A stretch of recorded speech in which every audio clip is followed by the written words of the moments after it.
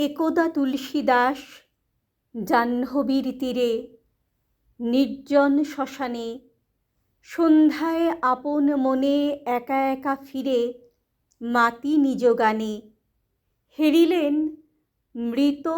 পতি চরণের তলে বসিয়াছে সতী তারি সনে একসাথে এক চিতানলে মরিবারে মতি সঙ্গীগণ মাঝে মাঝে আনন্দ চিৎকারে করে জয়নাদ পুরোহিত ব্রাহ্মণেরা ঘেরি চারিধারে গাহে সাধুবাদ সহসা সাধুরে নারী হেরিয়া সম্মুখে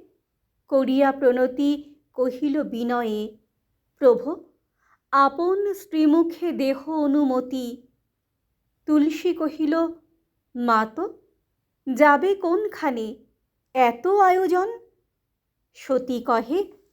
পতি সহ যাব স্বর্গপানে করিয়াছি মন ধরা ছাড়ি কেন নারী স্বর্গ চাহ তুমি সাধু হাসি কহে হে জননী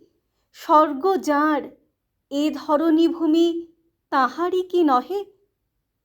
বুঝিতে না পারি কথা নারী রহে চাহি বিস্ময়ে অবাক কহে কর জোর করি স্বামী যদি পাই স্বর্গ দূরে থাক তুলসী কহিল হাসি ফিরে চলো ঘরে কহিতেছি আমি ফিরে পাবে আজ হতে মাসেকের পরে আপনার স্বামী রমণী আশার বসে গৃহে ফিরে যায় শ্মশান ত্যাগী তুলসী জাহ্নবী তীরে নিস্তব্ধ নিশায় রহিলেন জাগি নারী রহে শুদ্ধচিতে নির্জন ভবনে তুলসী প্রত্যহ কি তাহারে মন্ত্র দেয় নারী এক মনে ধ্যায় অহরহ